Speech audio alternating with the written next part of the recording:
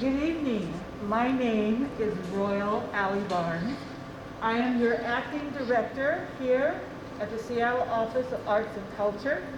It is my pleasure this evening to welcome you to First Thursday and to this absolutely amazing historical event, 1619, Liberation. When we talk about liberation, we're talking about resilience. We're talking about resistance. We're talking about and embracing remembrance.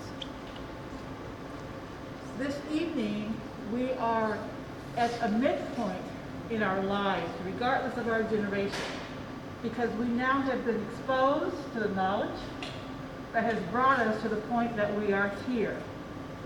This exhibition is about here and now.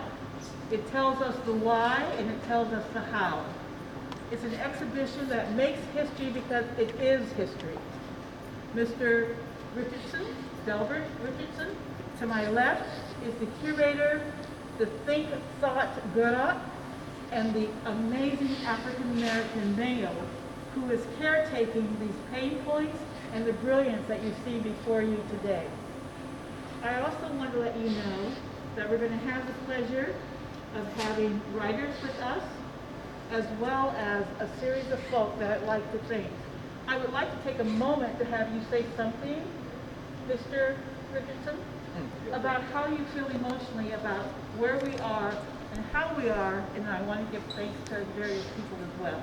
Thank you. So thank you everyone for coming down. My name is Delbert Richardson, second generation storyteller, community scholar, and for those that are being live streamed, that are here, you're experiencing the Unspoken Truths, American History Travel Museum. So the question becomes, why are there so many truths that are not spoken? One of the goals of the museum is real simple, to provide information in a way that makes one curious. As a result of that curiosity, then the critical inquiry kicks in. And it's been my own personal experience. Once I become curious, critical inquiry, then that journey of self-discovery starts to manifest. And so the museum's broken into 4 sections.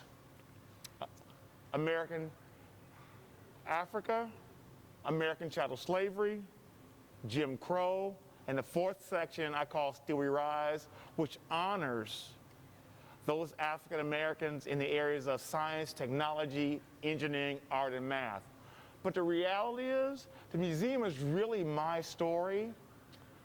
Born in 1954, if you were to look at my birth certificate, 9 chances out of 10 would say Negro or colored.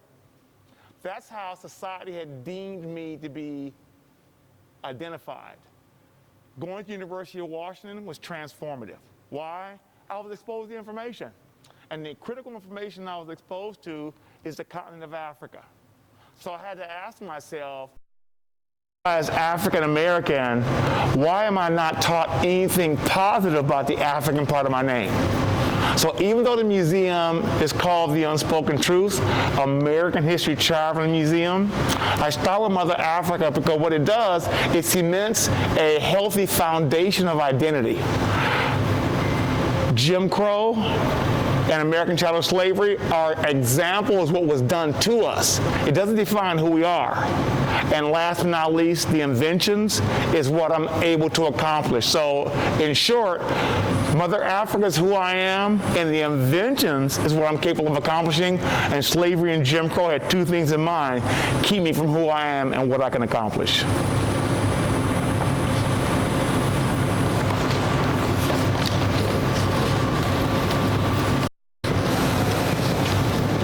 And if all of you can join me in an African celebration of this brilliance, it's a sound that goes something like this.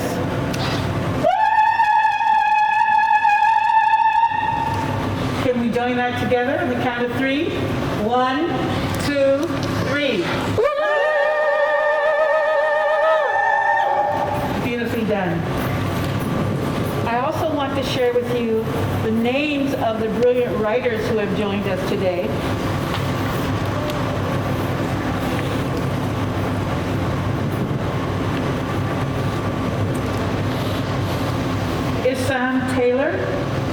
E.B. Moore, Leoma James, and Paul Jackson.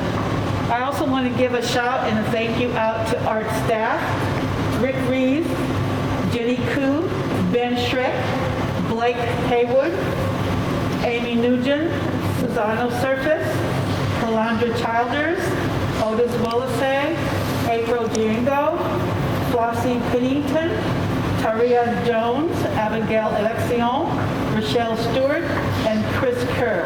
And of course to the Arts King Street Station Advisory Group. So join me again in welcoming and thanking our African Guru, Mr. Richardson, and our Black brilliance and survivors of a history of oppression that has culminated in a history of brilliance. Thank you so much. Thank you. Thank you. Thank you. So thank you, Royal. What I want to do, if I can, I'd like to not so much end. This is the closing ceremony, but words are important, right? This is not a closing ceremony. It's a continuation. It just happens to end on the 15th. So the way we started at the very beginning was with the Sankofa bird. I think it's only appropriate that we continue with it. This is a mythical bird. As you can see, it has its head pointed backwards. And the belief is of the Akan people in Ghana is that in order to move forward, you must take with you that knowledge and rich culture that's part of your history. But that egg that's in here represents the children in our future and those unborn and unseen. So it's so important that we understand that everyone here has a rich history. And the question becomes, how do we retain, incorporate, and value that history that is part of our DNA? One of the things that we did, and hopefully some of you will get a chance to do this, just about everyone that's come to the exhibit, I've asked them to voluntarily fill out a card. And, you know, there's this thing called collecting data. And the Eurocentric mindset of collecting data is about numbers. It's called qualitative data. Because I'm a person of the sun, Black people are from the sun, we're into relationships, I love collecting qualitative data. So what do? I'll pose a question, one question, and I'll ask individuals to respond. And the one question is, what was your experience like?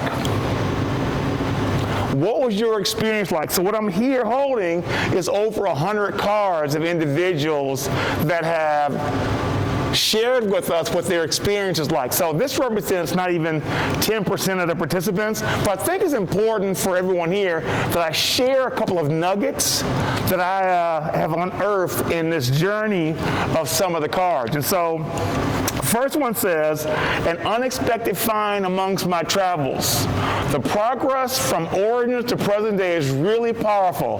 The past is beyond ugly, and the exhibit holds no punches as it should. It is both heavy and difficult, but also powerful and enlightening. The finish of Celebration, Black Inventors and Science was personally a lovely touch, as a space for seeing all the Blackanauts was beyond wonderful. So this here, I'm so glad to share this, and she's in the audience. So Royal, this is a testament to your amazing staff. Someone wrote this, says, thank you for this. Rochelle, security guard, was really welcoming, and I enjoyed talking to her about what I've learned. Delbert is incredible. The exhibit is fulfilling and needs to be seen by everyone. Can we give Rochelle a hand, please? She's right back there. So I'm going to read a couple of more. It says, my experience was gratifying and educational. It filled me with pride to see someone tell a full and well-rounded account of the African human history in relationship to the Atlantic slave trade. I can't wait to return with my teenage sons.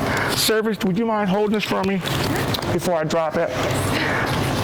I'm just going to read a couple of more because I think it's important for those that are not able to attend that they can live through the experience of others. One says amazing, powerful, and accurate. All the information should be mandatory. Everyone should see it. Thank you. Waking up white. You can't teach what you don't know. White fragility, Robin DiAngelo. And last but not least, and this is important because one of the things I'm hoping by people coming to the exhibit, I say this is a safe place for sometimes difficult conversation. And so this reflection is an example. My experience was educational, enlightening, sad, disturbing, inspiring, and full of contemplation. The history is more known, but always disturbing. The lynching photos of the face of the young white girl was shocking. How this behavior was seen as entertainment.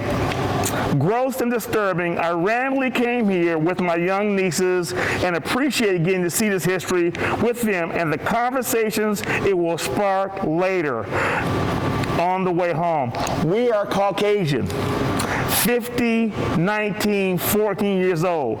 Thank you for documenting this and sharing with the public.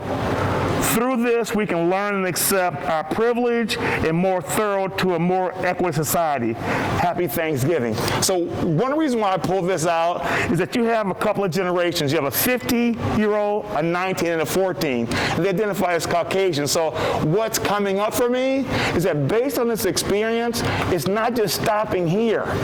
They're having a conversation at home, which I think is critically important. And so as we continue to learn these truths, I always ask this question to everybody in the audience: what is our responsibility to change in the world?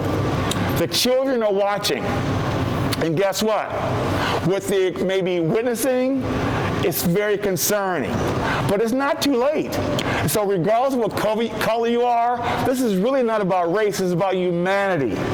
How do we get back to the heart? The heart is pure. So if we were to take the time and sit down and talk to each other, 9 chances out of 10 we will find out we have more in common than we have differences. Thank you very much. So I would love to ask the question. There's a couple of young people in the audience, and I don't want to put them on the spot. Is that you, Mom? Mom and friends. Mom and friends. So I would ask, thank you for bringing the children. So one thing that you learned today that you didn't know before you came. What's one thing you learned?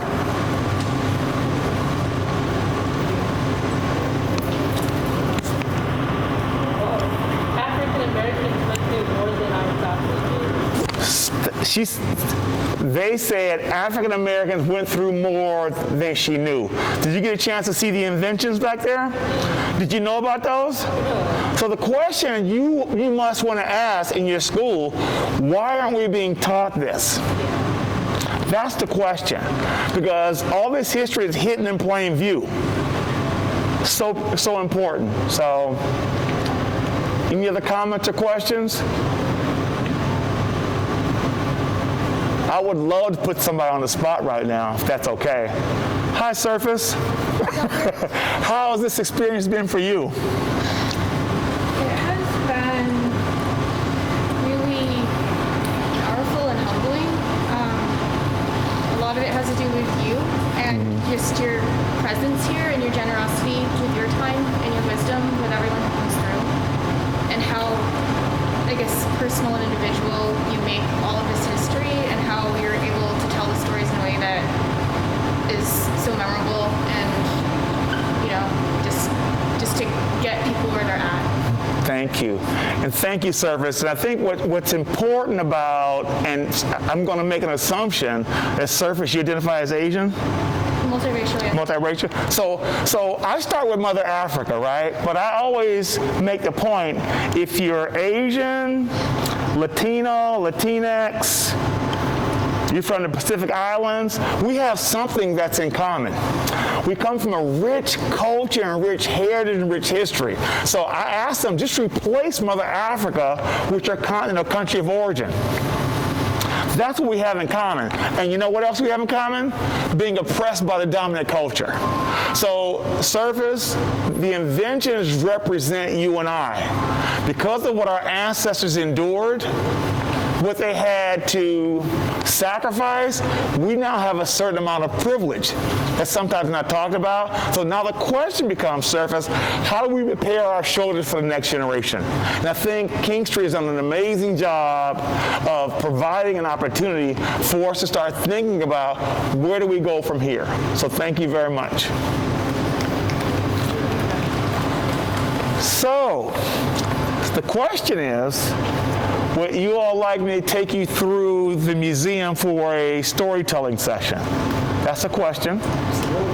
Unless Ms. Royal has a comment to make or surface. Yes? What's next? What do you have planned? You know, what's next for me is Black History Month.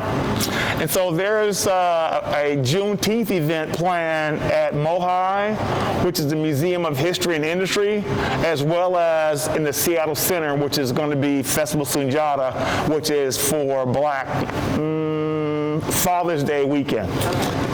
Thank you for asking. Okay? Are we ready? Okay, so I'm gonna share just a little bit of the museum with you, and I'm gonna walk through because I'm mic'd. So this is Mother Africa, and this represents identity. And so as we walk this way, these are actual artifacts from the continent of Africa. I can take these from you? No, I'm mic'd up. Oh. Yeah. So if you look at these artifacts, they represent art, but isn't art history? This is actually a headdress worn by Yoruba people in the 20th century, a ceremonial mask. So this whole section represents Mother Africa. Probably the one important piece about this section is right here.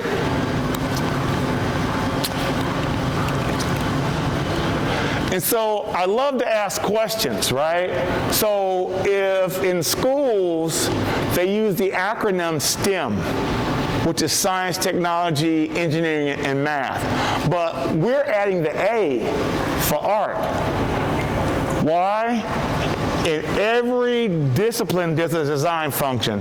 But more importantly, why are Black and brown children seeing themselves in the story? So as a storyteller, I use different methods of capturing and making them curious. So as you see the pyramids, the question would be, do these pyramids represent science? Yes. Do they represent technology? Yes. Engineering, art, and math? Yes. But the question is, why aren't our children being taught this in school? He who tells the story controls the narrative. And here's some additional storyboards that talk about aeronautics, medicine, and metallurgy.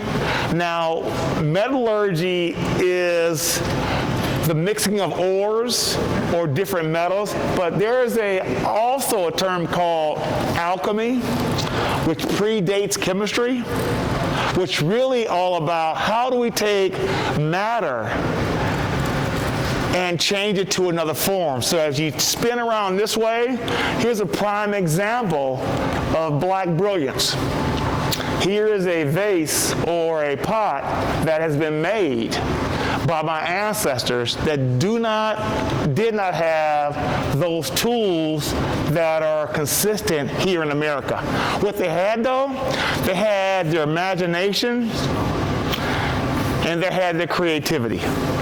This is so critically important in terms of setting a healthy foundation of identity. On top of that, this section hopefully dispels myths to white people about Black people not having contributed anything to the world. So I always say this here, I encourage everyone to do their own research so they can do their own story.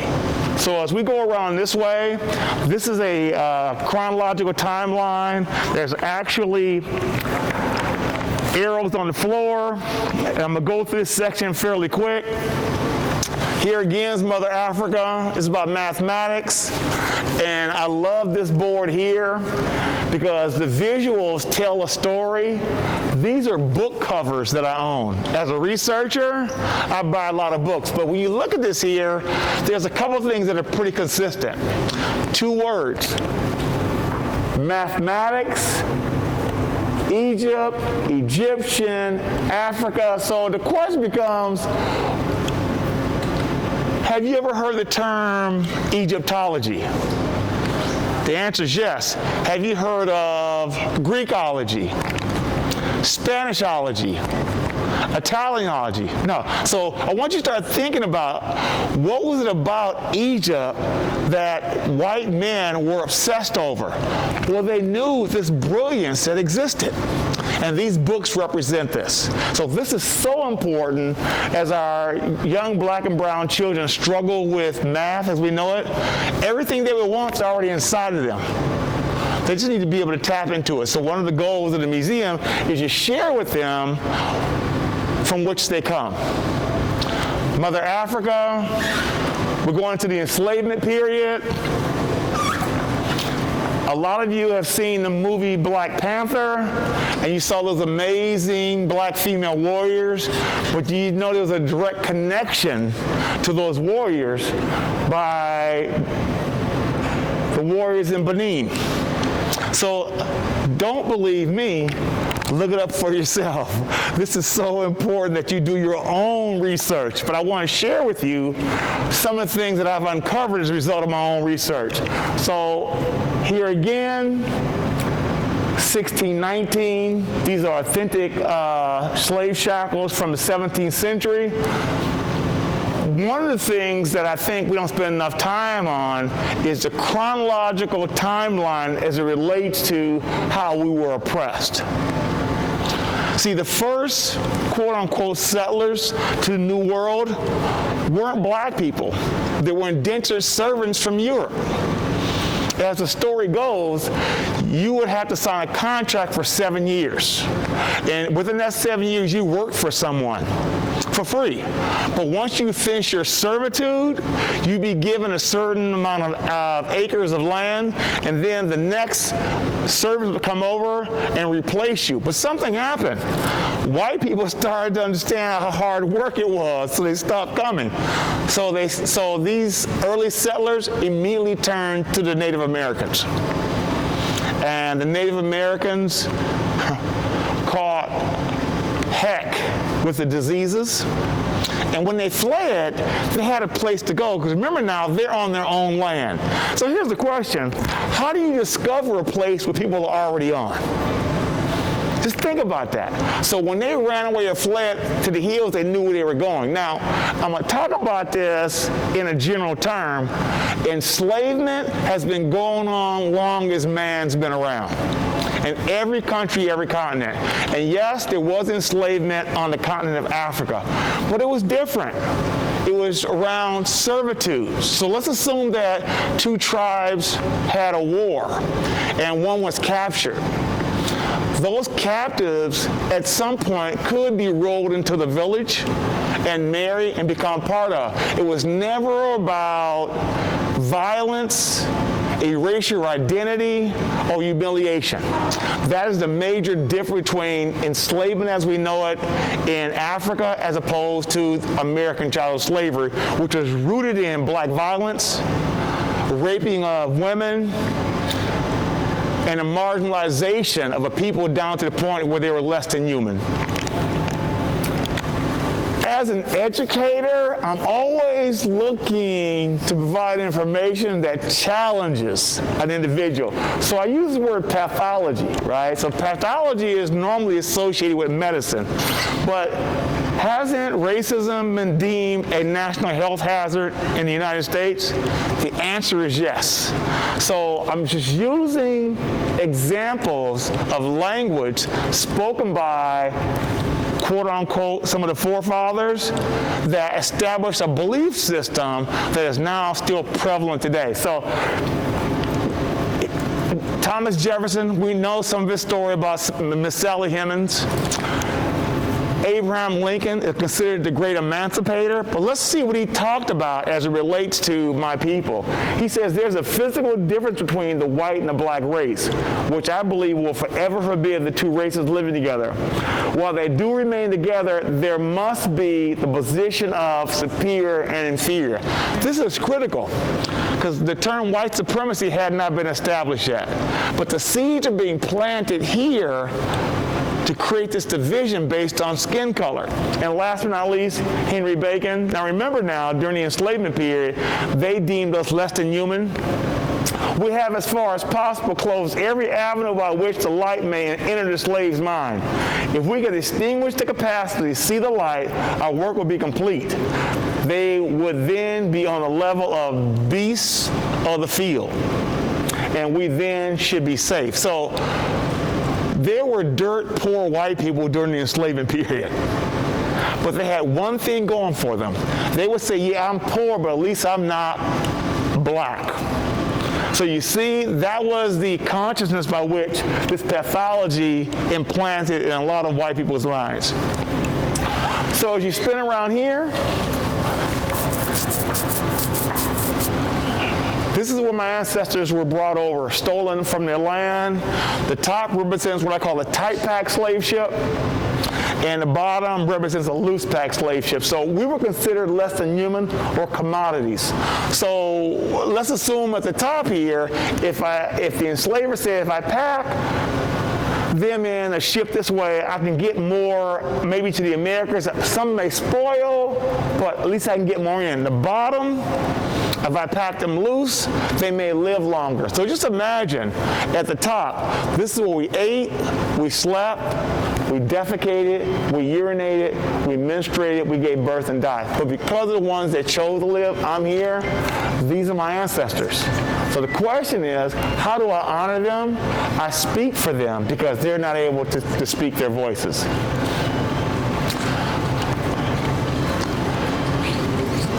Storyboard here. I don't have my pointer, but what I'm really trying to tell here in terms of a story is so often when you hear the word Americas, we think of North America. But I want you to be clear that South America and the West Indies were all considered the Americas. But I want you to look at the numbers of the enslaved. Here's 5 million here, and the West Indies is 4.5. That's 10 million of my ancestors. But look at the Northwest. Look at North America. 500,000. Brazil got more of my ancestors than any other place in the world. And that's so important. Why? Because of these commodities here. Wow. This was not about anything other than capitalism. So these were the products that were a part of these coastal regions. And it's so important that you understand that this is all about money, capitalism. And here again, the color of money.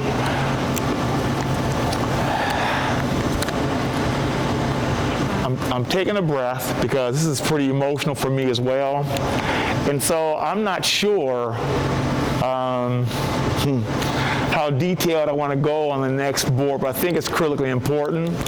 We start talking about black on black violence. You see the question mark?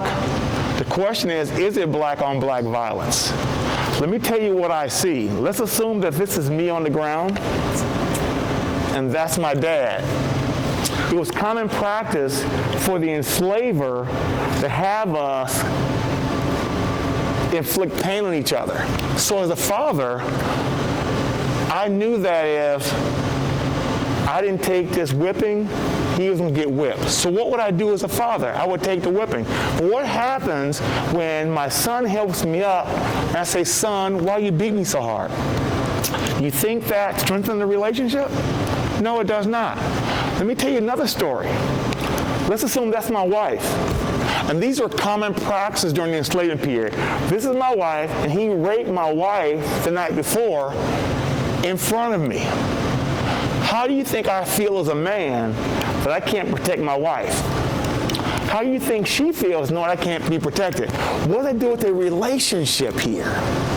So this, to me, is critically important for us as a people to start thinking about how historical and intergenerational trauma is still impacting us. But here's the psychological piece.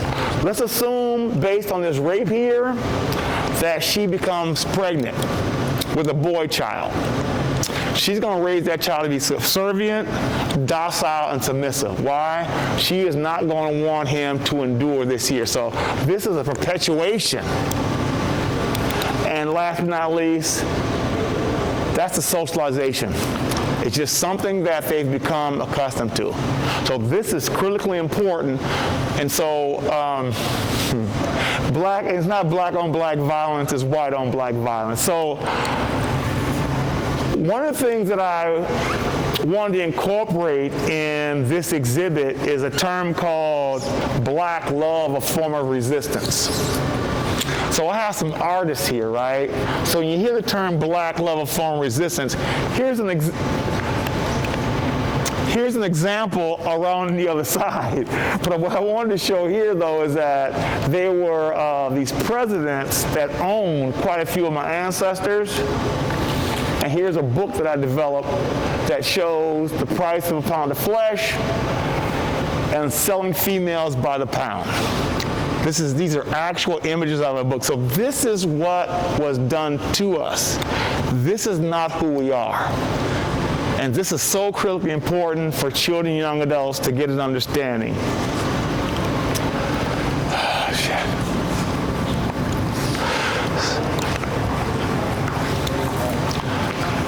It's a case of artifacts. When we go this way, these are actual restraints. I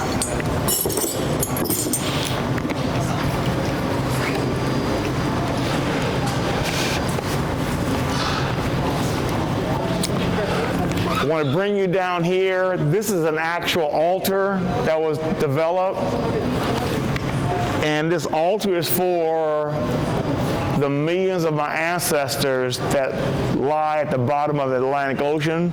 And so this is an honoring. It says, in honor of those who chose the sea over bondage. As a researcher, here's a book called The Slave Ship. In that book, he talks about the migrational patterns of the sharks were impacted by the slave trade. This is not black history, this is American history. As we spin around this way, Underground Railroad quilt, black love, a form of resistance. Harriet Tubman ran away from freedom, but how many times did she come back for her people? How many times? Because she loved them. Black love, a form of resistance. You can't talk about enslavement without talking about the Haitian Revolution. Because of them, it impacted the enslavement around the world. Here is black love, a form of resistance. I'm not sure if you've ever heard of the term fictive kin, but you have heard of foster care. So it wasn't uncommon that if a child was sold to another plantation, those family members at the new plantation embraced them as if they're their own. This is that relationship that's so important that we cannot forget. It's called fictive kin, yes? Does this have anything to do with it takes a village or no? Well, there's a term, it takes a village to raise a child. Yes, it does. You could say that. It probably came from there. So, all right, so we're going to go around. This is more resistance. And I just want to share one piece here. This is an actual document. It's a newspaper from Leeds, London. It's 1791. And so there's a gentleman in here called Wilbur Wilberforce who is white. He was an abolitionist. So for 30 years on the floor of Parliament, he spoke out against enslavement. So this was not about race, this was about humanity. So I asked white people, what was it about him that he was willing to risk everything for humanity? And what's your part for also stepping up in a way to do that? So I don't do allies, I don't do advocates, I do abolitionists. So we're going to come around here. We're just about finished, because I want to make sure that my people get a chance to share their brilliance. So we're in Seattle, Washington. Yes, yeah. Why do you do abolitionists? Because abolitionists are willing to risk.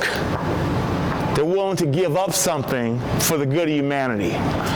Allies, in my view, advocates have a choice, but abolitionists have said, for the most part, I'm here. Don't die with you. Yeah, I'm here to sacrifice.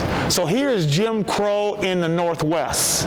A lot of times my white friends want to say that this happened down south, but here's actual images of the Klan in Seattle, Bellingham, Cedar Woolley, and here's an actual lynching in Tacoma. Racial covenants. They had one thing in common. If you were black, Asian, Jewish, you couldn't buy property in these areas.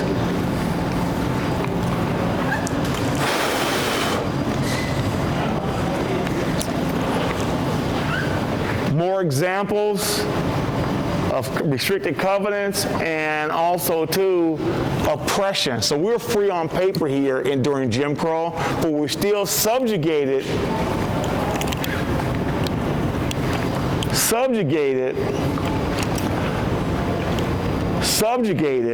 regardless of our status.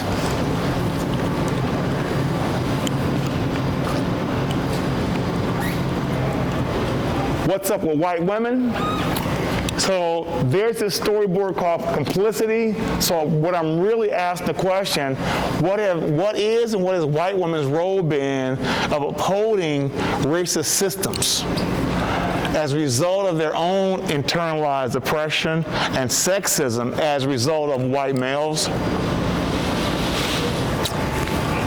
Over here we have two Klan robes. I just want to point this out here. Socialization. And socialization, what does it look like? This right here. They are being socialized by these adults into a belief system, and they had no choice of whether they wanted to embrace it or not.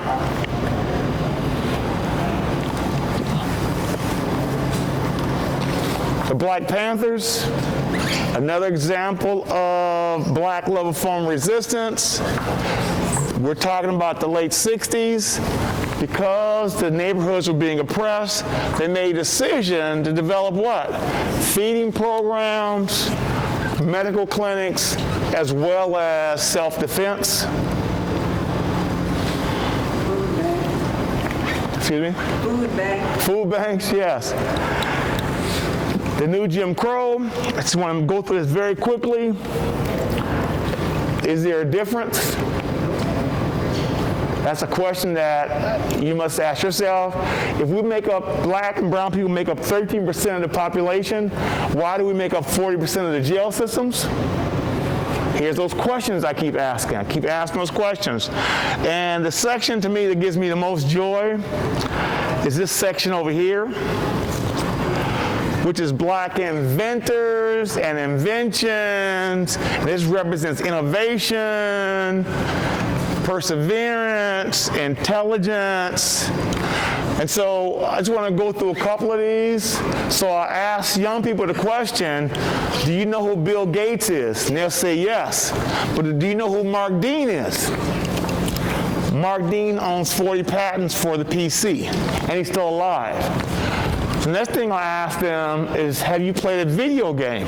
They say yes. Mr. Gerald Lawson was on one of the original design teams for the console that the cartridges went in. And last but not least, almost all of us have a cell phone.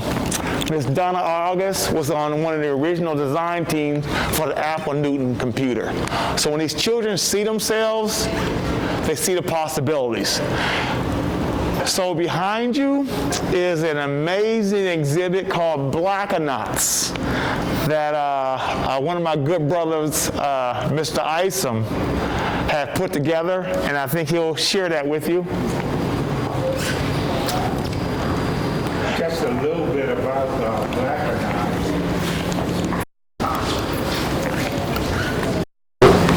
So where's your friend at? She gone? She's grabbing her phone so I can video record. Oh, excuse me? She's grabbing her phone so I can record. Oh, no, but Mine's telling. didn't she want to say something about it? Which section? Blacks were literally excluded. Although there was one who was selected, Ed left the astronaut corps under pressure that he said was racism. Here we have a selection of 10 different profiles of the 15 who have flown and 24 that are on the NASA Corps of the Blackanauts. There are 2 Blackanauts that are not a part of NASA. One is Sean Proctor. Dr. Proctor recently piloted a rocket ship to space. She's the first Black woman astronaut and first Black commercial pilot for any rocket ship. And the second one that didn't fly for NASA was in the recent Dragon, Michael Strahan, who went above the line delineating space. He too is a Blackanaught. And there are others, but here again, we only have 10 of the total 24 profiles. Each magnify one of the astronauts, their early history, their accomplishment, and any of the missions if they did fly on a NASA flight. Thank you. Great, so are you ready to go now? I'll bring him over? Okay, because Kabibi's gonna do hers and then do yours, and then we'll be done, okay? Oh, he's doing his right now. Yeah. Okay, so Miss Kabibi, you ready? Yeah. So can we record Miss Kabibi, please? Oh.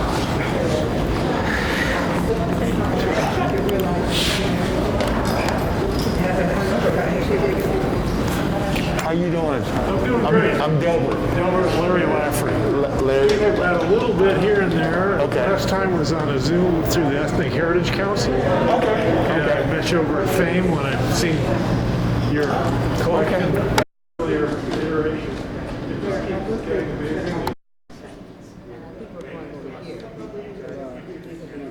All right. I will follow you.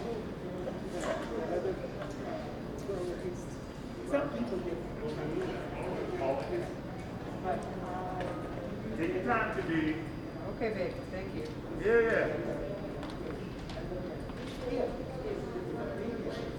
So you need my help for anything? Nope, Okay. Can you hold the mic when you do it? You want me to hold it for you? that'd be great. Okay. But then you couldn't tell me you wanted. No. Oh, I'm for it. Okay, well, you know, I'm testing too. So can I take a couple pictures for me?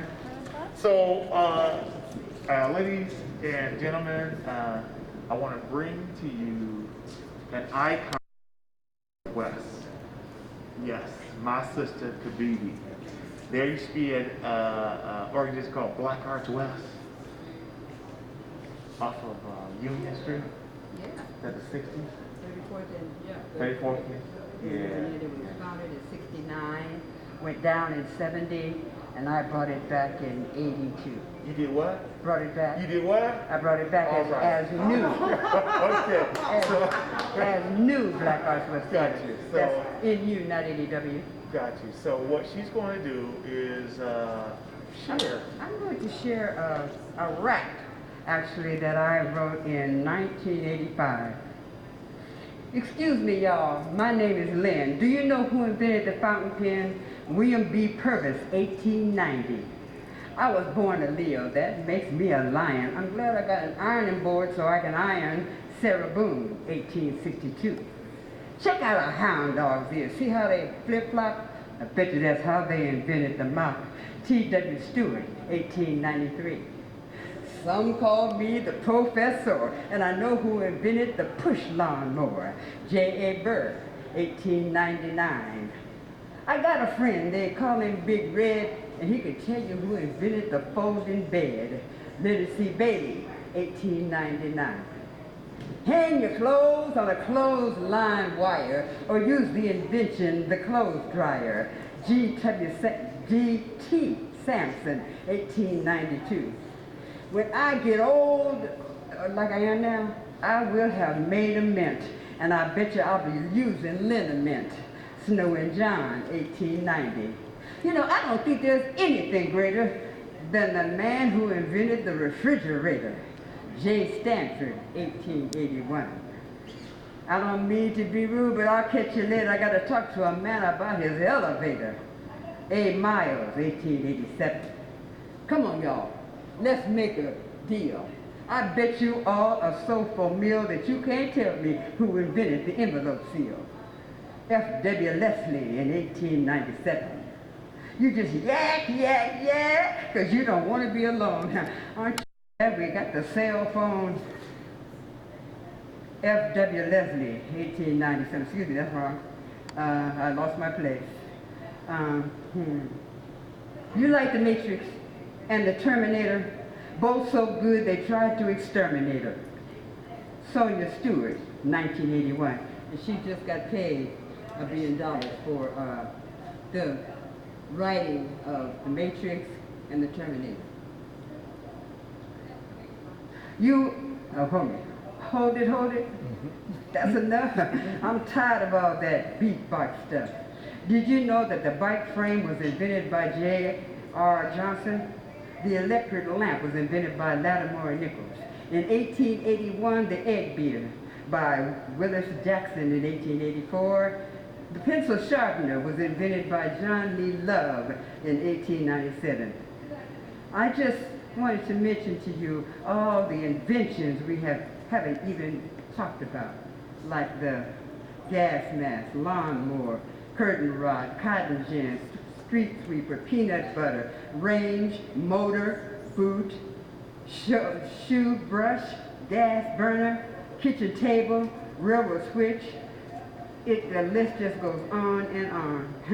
Well, all I can say is these inventions have been invented by black men and women. Boy, what an amazing world we live in. Well, we can use our minds to, what does it say? So we can use our minds to build A better world for all of us to live in. for all of us to live in. Thank you very much.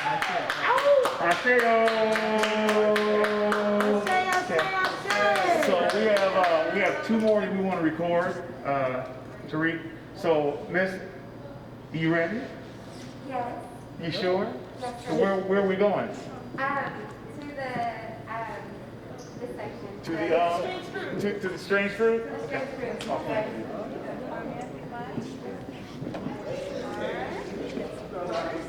Want me to hold it for you?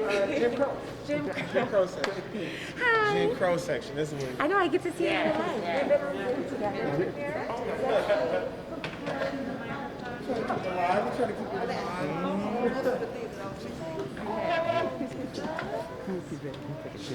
Okay.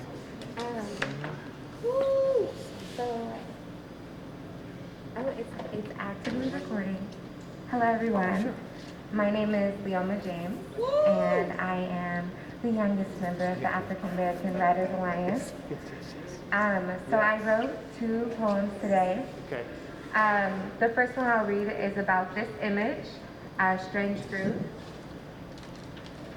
In particular, it's about this young girl right here in this image that is it's a very heartbreaking photo. So this poem is called Trust. Excuse me, I'm a little nervous. Trust. I spent a lot of time being angry at the white man without acknowledging that his partner smiled when we were beaten, was jealous of our hair so we were forced to cut it or cover it up, smiled as our friends but never protected us. And it's hard because there are some white women that I love, but I just don't think that they would really stand up. If it was the 1950s when it wasn't cool to be cool with us, would you still be my friend and forget the politics? There is an image in my mind that's still ingrained of a white girl smiling as a black body hangs. A story was told about him that wasn't true, and no one stopped the killings, but the white women knew. There's a part of me that's still scared about the lies that are told that paint black women as being cold, ugly, angry, and rude, with no acknowledgement of the pain we endured. I always wondered if they asked the black men they date, how come they don't like black girls and smile if we're shamed?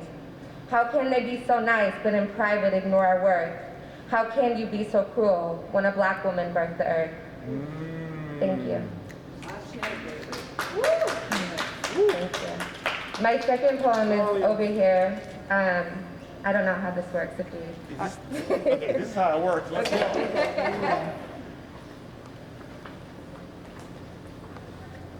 Thank you all very much. This is really a very cool experience to be in this museum and to speak with you tonight.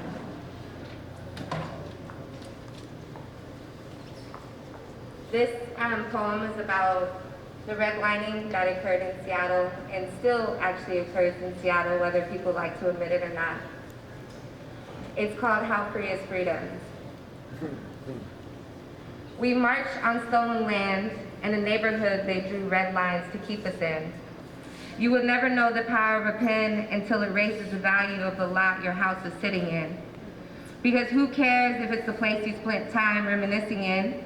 Because it's the house your father married your mother, and it's where their love story and your life begins. And Uncle Jim doesn't care about the lives he would impact. No consideration for the community or any desire to give back. No understanding that the generation that comes after will never know the culture or the people they're so eager to subtract. We are the reason they want to live here, and that's a fact. We say no justice, no peace as we march down the streets, while there are people sleeping comfortably in the place where my grandmother's house used to be. And they don't even know her name. They don't know how she laughed. They don't feel our pain. Little progressive Seattle, fighting for social matters since the first gay mayor was elected, and the crosswalks has rainbows splattered. While we let the cops walk free that killed Charlene in front of her children, or Victor Duffy, who was beaten, tasered until he died, or Sean Furr, who was killed with his baby in his arms. Seattle is not excluded from the racist practices that exist. The unspoken truth gives you history you can't dismiss.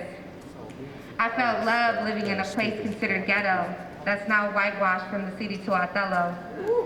I drive by and see Black Lives Matter in the window, while none of them care that reparations are still in limbo. They tell you every other story that they can about the land, but there was still a time where black skin couldn't live on Queen Anne. And here we are doing everything that we can. But how free is freedom when we live on stolen land? Yes. Thank you. So can I ask the question? Yes, sir. Why? Why was it important for you, like its entire installation, to come to this section and speak through it? Because I think it really talks about a lot of the things where you were hitting on earlier about how people really believe that Seattle is this place where there was no discrimination that existed, where it's like this free area where everyone's accepted for who they are and honored for who they are. And I think that's really cute, but it's not what's actually happening here. Because I was pushed out of my neighborhood and my family was pushed out of our neighborhood. And I walk through the Central District today and I feel like I'm not accepted there. And I feel like I'm the one coming into somebody else's community when I was raised there.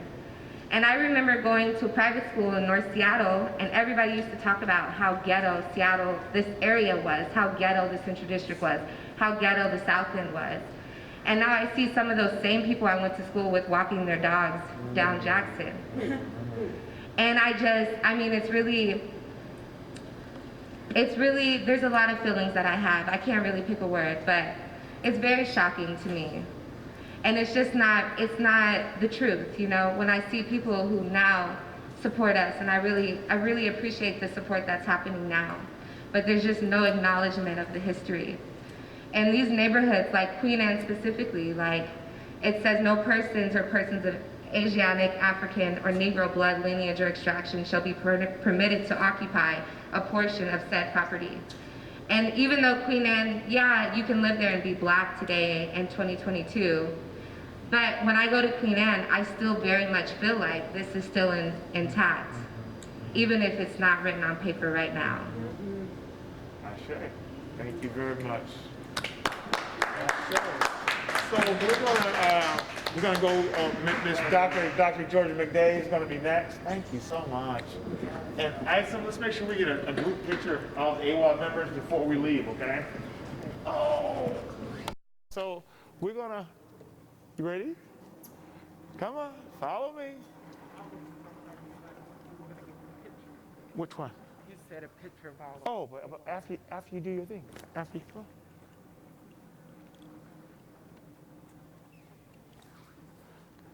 You said the shackles, right? Yes. Okay. I just remember what you said.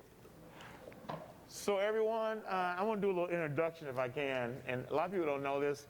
This is Dr. George Mcdade. And Dr. Mcdade is, I believe, the first PhD in English at the University of Washington. Is that true? Is that true? I didn't hear you. Is that true? Yes. Okay, great. So let's look forward. So, but yeah, that's right. Let's get right in. Right. But what's even more equally important is that I met Dr. Mcdade in the central area, and I told her to come outside. I said, "Come here for a second." She said, "Why come?" I opened my trunk, and these were in there. Now, this had to be 15 years ago, right? Long enough. This is before I'd even developed this installation. So the point I'm making, she's been part of my transformation, and I'm so grateful that I'm part of an organization called AWA, which is African Americans Writers Association. And so she's going to speak through some of my artifacts, and I just can't wait. Thank you for coming. There's just so much to write about, and I could not possibly write about everything. What I like most about this is how much education takes place. As far as I'm concerned, the greatest weapon of mass destruction is ignorance, and ignorance abounds. It just seems to be everywhere, all over the place. And this exhibit is one example of getting rid of at least some of the ignorance. So there's much I'd like to talk about, but we have 5 to 10 minutes, and I want to stay on time. So I have selected 3 items. I don't remember the first time I saw pictures of shackled Africans for sale. But I knew it was wrong. I knew it was bad. And as Mr. Richardson said, we met, we were just talking, and he said, "Come on out to my car." And I couldn't believe he had all of these. And just think about how small a risk must be to get in some of these items. So it wasn't just the adults that were shackled. Those people shackled children too. Just think. And for some reason I thought about Roots the other day when Kunta Kende says, "Fiddler ain't gonna never know what it's like to be free." And I think about all of the people who never knew what it was like to be free. And we count ourselves among those who know what it's like. And today, the shackles don't look like this, but in so many ways, we are still shackled. But they're coming off. Yes. They're coming off. They are coming off. I really believe that. I see it all of the time. So take a look and imagine what it must have been to have something like this on your wrist all the time. Think about what kind of individuals who very often said they were Christians did this to other individuals. Okay? Thank you. Thank you. Okay, so lynching. So if I could just share something real quick. Dr. Mcdade was talking about children. Hold this, Doctor. Hold this. I want to show you what she's talking about. So look at the size of the opening. Okay? So this is I call it a torture weight, because the reality is it wasn't so much about inflicting pain, but humiliation. Just imagine, see how small this is? Who has an ankle this small? A child. So what would possess someone to do this? And last but not least, this is the part that we don't talk about. These are called runaway collars. So the enslaver would put these on our ancestors. Why? We ran away on a regular basis. What we should do though, we should put mud on here and run anyway. That's the part of our history that's not talked about. We did not go quietly. We resisted on a regular basis. Thought I want to share that with you, okay? Okay, so we're gonna go over to the lynching. So we're gonna go over to for coming, and I just gotta acknowledge something. Everyone here, some of my family is here. This is one of my nieces, and these are my great niece, my great nephew. So here's 3 generations. And so I always talk about what's my responsibility to prepare shoulders. Well, my shoulders, she's on my shoulders. So now what we're doing is we're preparing their shoulders for the next generation by sharing with them some of the histories that they may never learn in school. Can we give them a hand, please? Yes. Thank you. All right.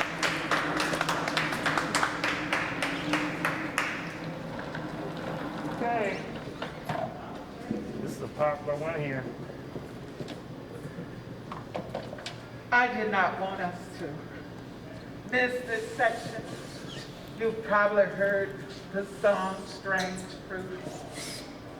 And I don't remember the first time I heard this song, but I thought, well, this is strange. It took a while. And ever since, I've just, and it's, nobody can sing that song the way Billie Holiday does, but the voice, you can feel it.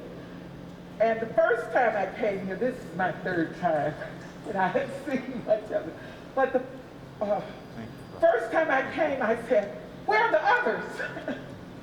Because I know he has many, many pictures of lynchings.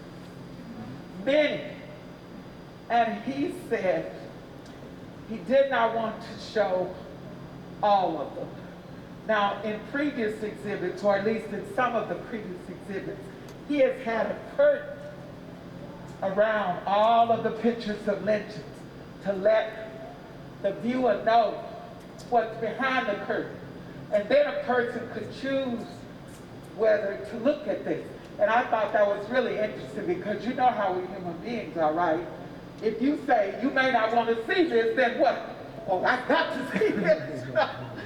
And so, lynchings for so many people were like picnics, were like parties. I mean, they would sometimes come in there Sunday, go to church, attire. One of my favorite poems is by Richard Wright. And in this, he talks about a lynching and the thing he stumbled up on. And if you ever have the opportunity to go to Alabama to the Equal Justice Initiative Museum, you'll see they have documented, and you know nobody believes in documentation, or at least it seems to me, like Europeans. They want to count everything. So many of them wouldn't have been in trouble if they didn't have a record. If Nixon had just erased the tape, they wouldn't have got it. But they documented. And the EJI documented over 4,000 lynchings. And my math tells me if they documented 4,000, it's probably at least 6,000 of them maybe even more. And some of them were mere children. They tell how old they were. They told where they came from. And sometimes a woman would protest her husband's being lynched. And one instance I remember, they lynched this pregnant woman because she was complaining that they were lynching her husband. And it didn't matter that they were innocent or guilty. So often the crime was just so very, very tiny. I know of someone who went to detention. It was supposed to be detention. But in some of the states, detention is worse than prison in some of the other states. And this person and his friend, 15 years old, were working for a man. And this is a white man, and this man did not pay them. So they broke into his house. They gotta fix him. They took 2 45s, so that dates it a bit. You know what 45s are, right? The records. Then they took 2 steaks.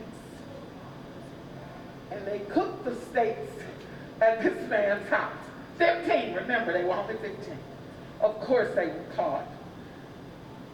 And one's mother worked especially hard to keep her son from going. So finally she went to the white man, who admitted he had not paid them. And he had no idea they would be sent away.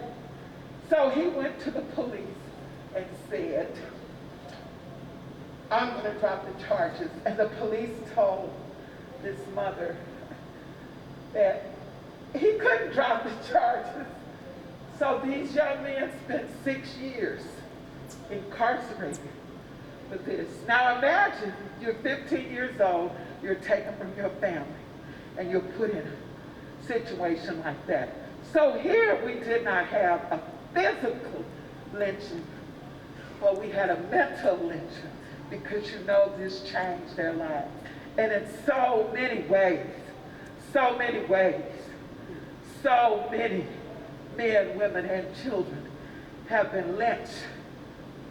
And innocent or guilty doesn't really play a part. It's all about power. I can do this, and so I did this. So I wanted you to see this, and I hope the next time we have an exhibit, all of those hangings are shown. And I understand his rationale, but I think if our ancestors went through so many of these things, other people ought to know, ought to see. This is why we talk about systemic racism. And I don't want anybody to leave here thinking there was this one lynching. I want everybody to know that there were thousands of lynchings, and they were not all in the South. That's another myth we have, but rather all over the country. So I wanted you to know about this, okay? Okay, we have one more, and it's actually a very special piece, and it's kind of connected to what she's talking about, that lynchings, as we know it then, are still going on now. And so we're going to go over to the Mother Africa section. You guys just follow with me, please. And this will be the last story of the evening. Thank you, Georgia. Dr. Mcdade.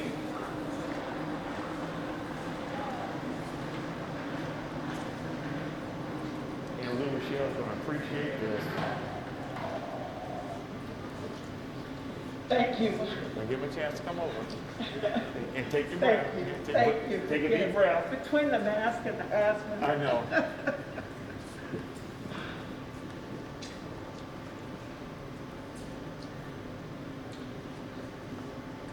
This is one of the newest pieces of the exhibit, and it's done by one of my dearest friends who's out of the country now. And I said, why didn't you tell me about this? How did you come to do this? And she said, Delbert said, I need a quilt up like that. And this is what she came up with.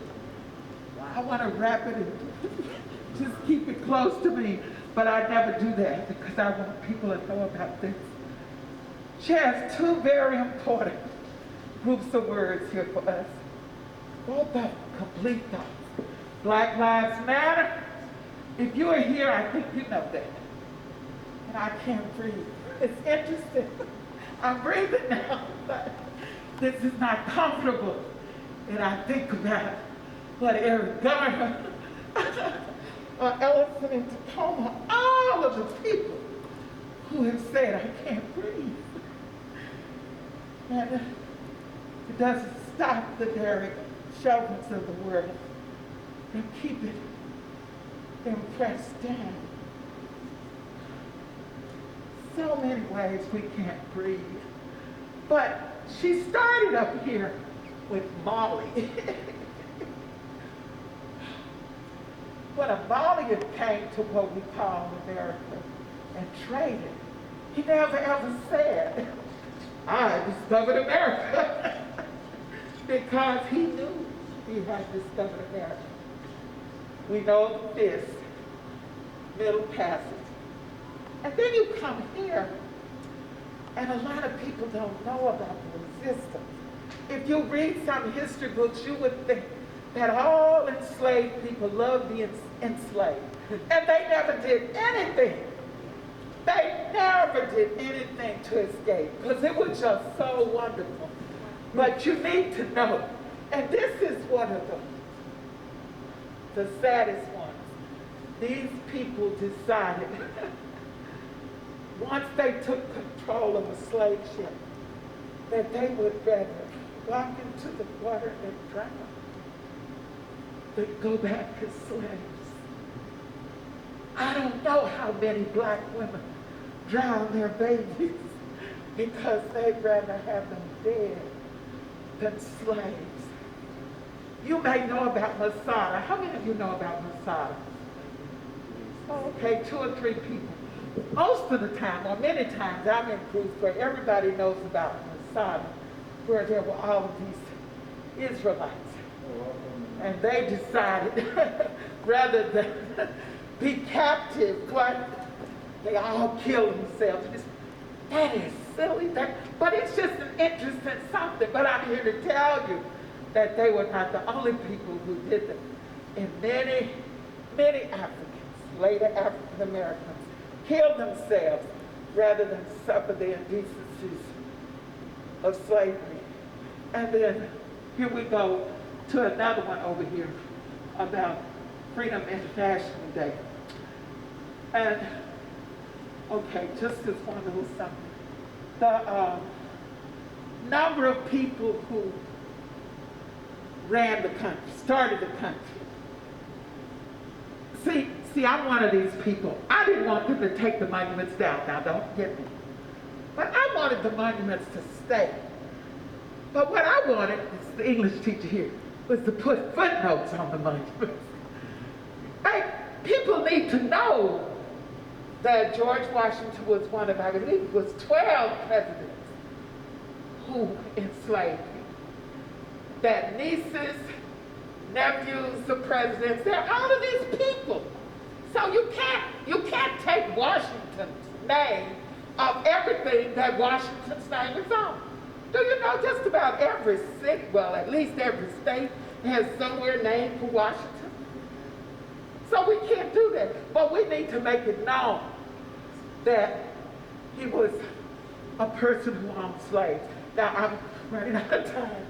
This section is just the Black Massacres. Only recently, some of you have learned about Tulsa. But look at all of these examples. And again, they are not all in the South. Now, I'm from the South, and I'm not defending the South.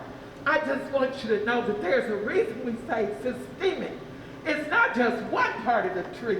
It's the whole tree from the roots up. And then we get something over here. Some of us, many black people, did not like the Black Panthers and what they stood for, but that's because we didn't always know what they stood for, because the press didn't tell us what they stood for. Well, we're blessed to have Aaron Dixon here, who has managed to educate a lot of people. And then well, I love, you know what this is, Kamala Harris. So we go from this top down here, and I wanted them to have, I have to tell her, she needs to have that picture of Ruby Brooks. Remember how the... Ruby Bridges?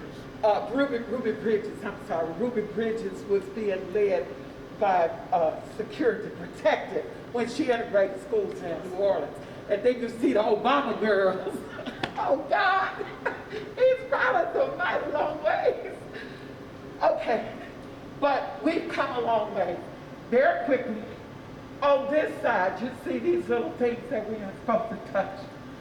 What this woman, Lou Rochelle Graham Atkins, has done is include the names of people who were lynched on the one side, killed on the one side.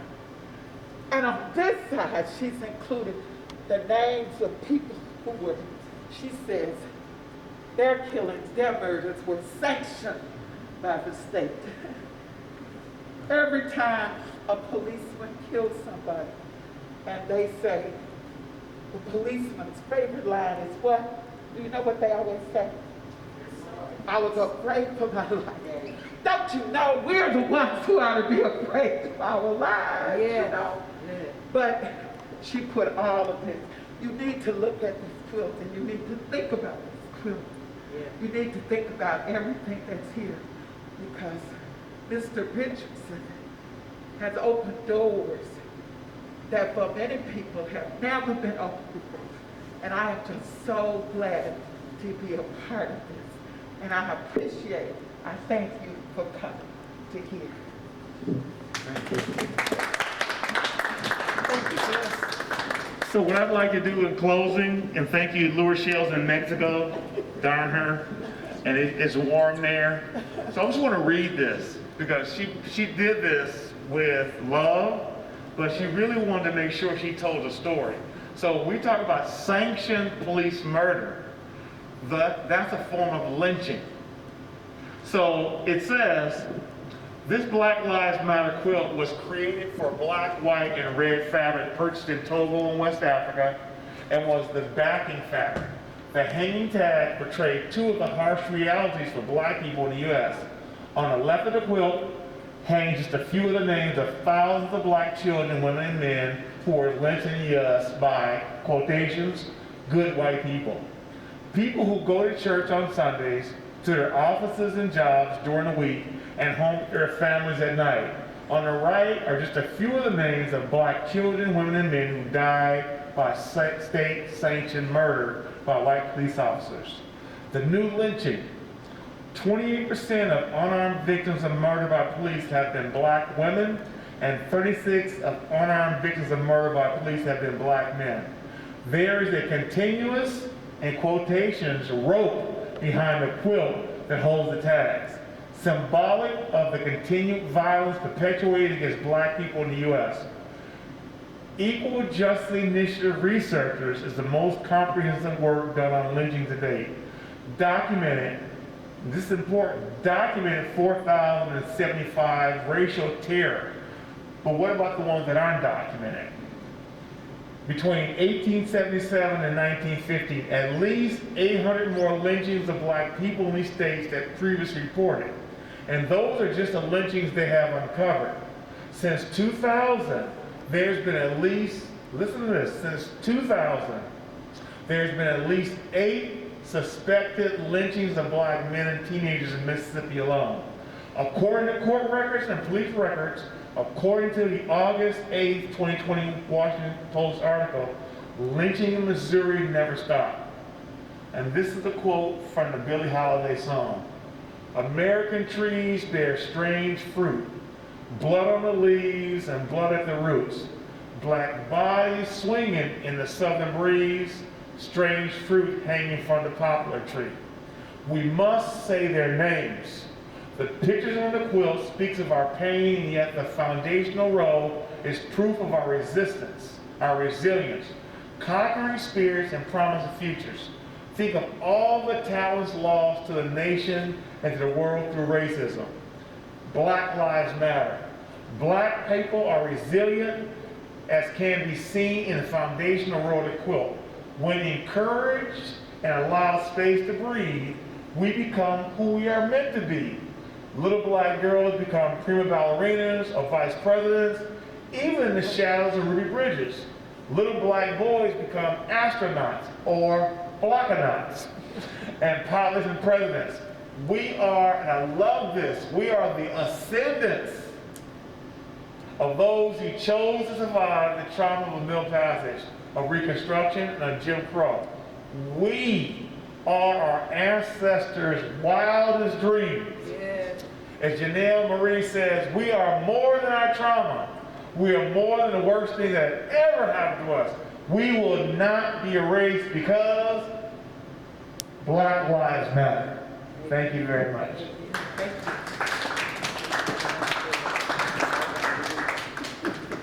So that's going to conclude the storytelling. Is there any questions, comments, observations? Who believes that we need a permanent space for a place like this? So I want y'all to speak into an existence, okay? Please, because thank you, Service. So we we need a place where we can come and be remembered and remember that we are greater than our traumas. Okay? Thank you very much. Thank you. So Kabini and Isa, can we take a picture real quick, please? Okay. And Leon. And, oh, Miss Leon. Leon? If I had my choice, it'll be over there by, see, there was so much I wanted to say, but I don't want to spoil it all. Can we take a picture, like, right here? Would that be okay?